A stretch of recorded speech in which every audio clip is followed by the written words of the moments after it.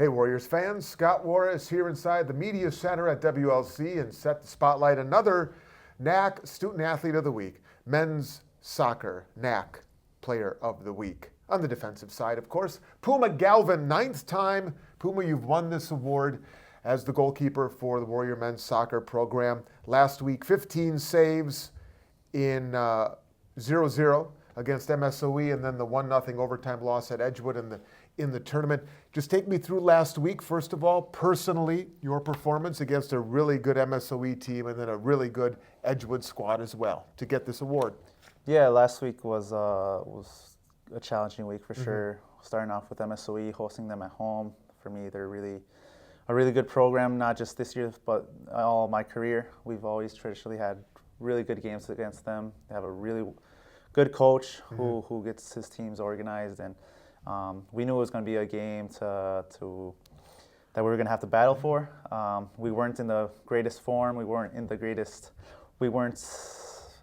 kind of lost our little bit mojo in a sense.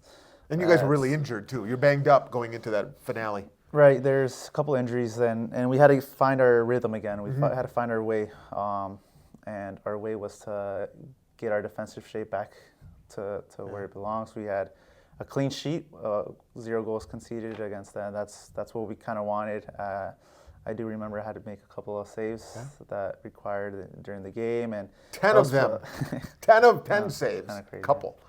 But no, I think it was important for us to use that game as a way to bring momentum for the playoff game that was upcoming in the following Sunday. Before we talk about Edgewood, I just want to get your thoughts on that MSOE game. Senior night, and it came at halftime.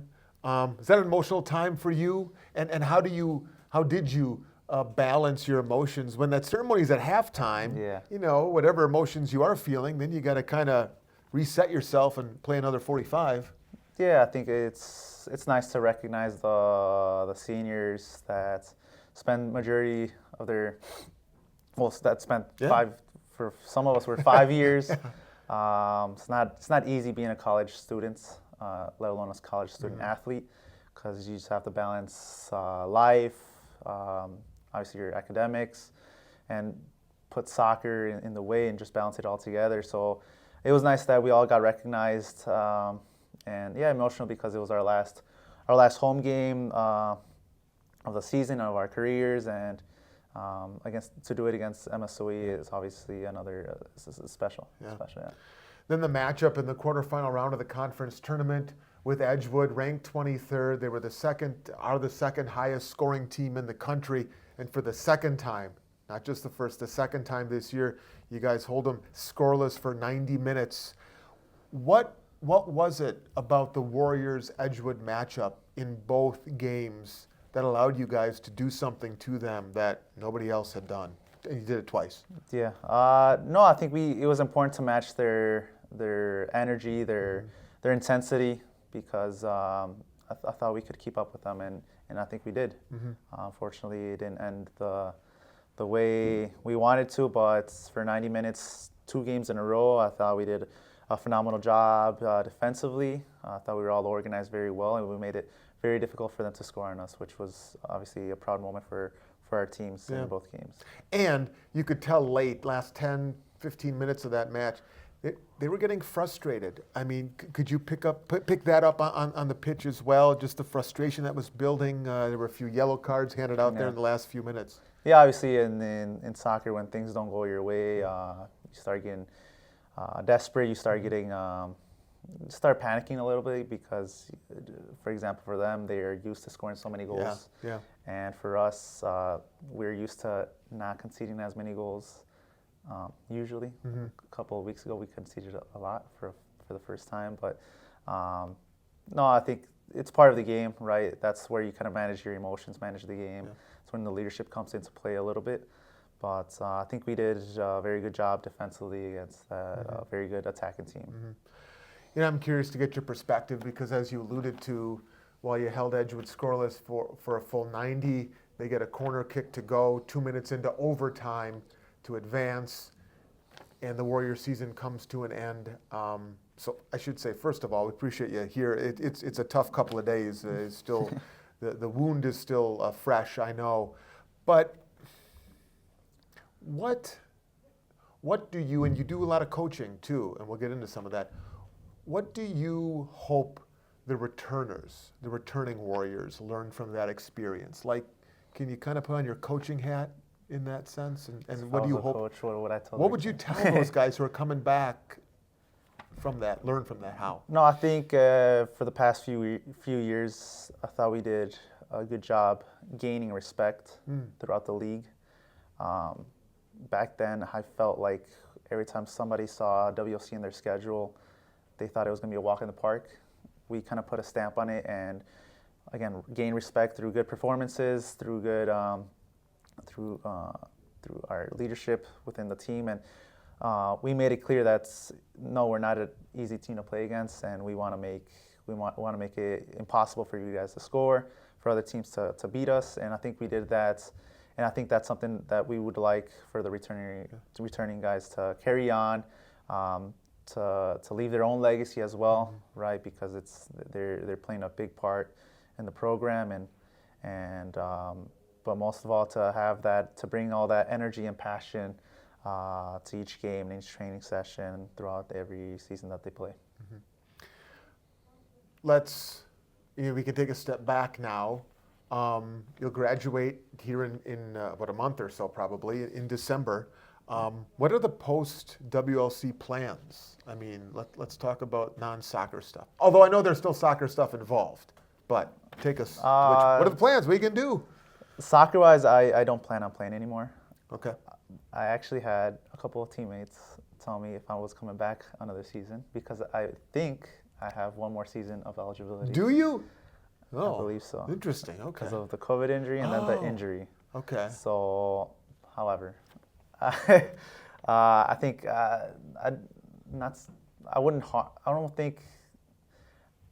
I think that would be caring a little bit about myself. I want others to experience, what it's like to play. We have really good goalkeepers behind me. I shouldn't say behind me, to the side of me, that have shown great potential throughout the training sessions, and I think it's their time to shine, to really put their own legacy within the program and play and feel what it's like. But playing wise, I don't see myself playing anymore. So, like I said, I've mentioned Coach, how he helped me, his influence, how he's helped me in so many ways, and he's reminding me that I have much more to offer to the sport of soccer, which is why I decided to stay involved and connected to the game in a way where I'm coaching and I'm helping the future generation. Are we talking little guys, teenagers? Yeah. Or what age range are we talking here? So I've been coaching since my freshman year, and I started with the little ones. Okay. And I learned a lot. You need a lot of patience. It was hard. It was hard. Yeah. Right? So I kind of decided to kind of take a little break and then come back to it. And this year I started back again with high school age level. Tomorrow I actually start my season with a local club for U17s. I just finished my high school season, my first year with St. Catherine's High School, which also ended in a heartbreak last Thursday. So just being involved in the game at the high school level, at that age group, I think it's because I kind of relate. I'm still at that age where I relate to the players, and I see myself there. Yeah. Okay, I'm curious. Somebody's watching this. Let's say there's a mom or a dad who are watching this, and it's a little-ish kid, son or daughter, and they're looking to take up soccer. And hey, you know what? That goalkeeper position looks pretty cool. What is there a single piece of advice, like some sort of fundamental instruction you could offer if a kid is just starting out in goal, let's say? What would you say to them? Well, first, I think the kid has to have it in them. They have to love the game first. I've learned throughout my years that a lot of parents push their kids to really want to play when the kid really doesn't want to. I think the kids Nowadays, they have to want to play. They have to love the game, right? But a piece of advice for goalkeeping, I think goalkeepers, it's a hard position because you can make so many saves, but if you give up one goal, you become the villain of the story of the movie. You become the bad guy. It's hard. It takes a lot of character. It takes a lot of guts to be in that position. But it's also a position for you to shine. So you want to make yourself look big, right? Make yourself look big when it comes to making saves. I'm a little guy, but I somehow make myself look big when I have to make saves. So that's really what I preach to my goalkeepers when I train them. It's their time to shine. It's your moments, and to have the confidence to do what you do best. Yeah. Oh, that's great advice. That is good, because there are parents out there who are thinking, all right, well, maybe what advice can Puma offer my son or daughter? All right, Puma, the 9th time you have been the conference's Defensive Player of the Week, and the last time that you and I get to play 5 questions. Don't overthink it. The first answer that comes to mind. Number 1, this is great because you can reflect. What one class at WLC would you retake just for fun, if you could? Just for fun.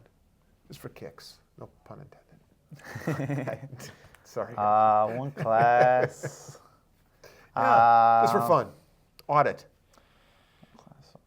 Here's the thing. I never really liked school. I never.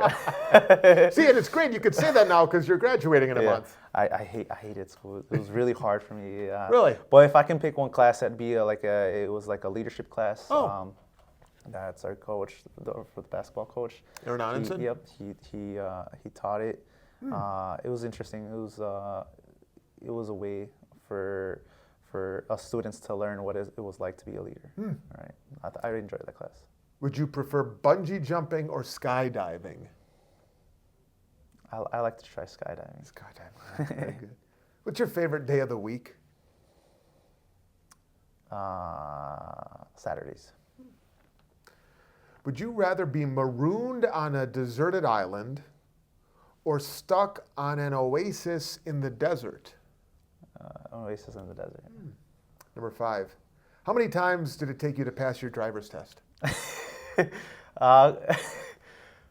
3.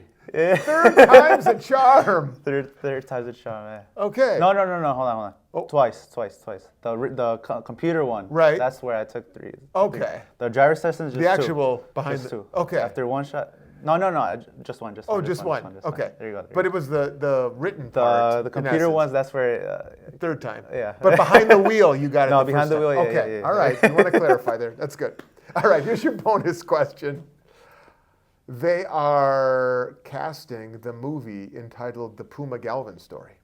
It's a 2-parter. What type of movie is it, first of all? What genre of movie? And who do you cast to play you? That's a top question. I think it'd be more of a documentary. Okay. More of a documentary? I don't see myself in a drama. That's I fair. just don't feel comedy. That's fair. I'm not that funny of a guy either. So yeah, it's kind of like a biographical there documentary. You go. Okay. There you go. And who is the character? Who is the actor? I should say playing the you. main character. I think one of the players that I coach, one of the goalkeepers that I coach, his name is Lincoln. Okay. He reminds me a lot of me, right? And I've coached him. I've trained him since he was 11. And I see myself. How old is he now? He's a sophomore in high school. Okay. And the plans are to maybe hopefully see him here at WLC. But he plays very similar to me. He makes some great saves. I train him still to this day. He's fantastic kid. He's also quiet, shy. That's how I kind of was. But yeah, I think he would be the man. Very good. Lincoln Sanchez. Okay. Lincoln Sanchez. Maybe a future warrior one day. Who knows? We'll see. All right, Puma Galvan, for the 9th time in your stellar career, an All-American career here at WLC, the conference's Defensive Player of the Week. It has been a pleasure each and every time, and your stand-up guy to sit and talk with us here in a rough week, considering how things wrapped up. But it's been a pleasure. Oh, thank you guys. Thank you guys very much. Thanks for watching, everybody. Hope you enjoyed it too.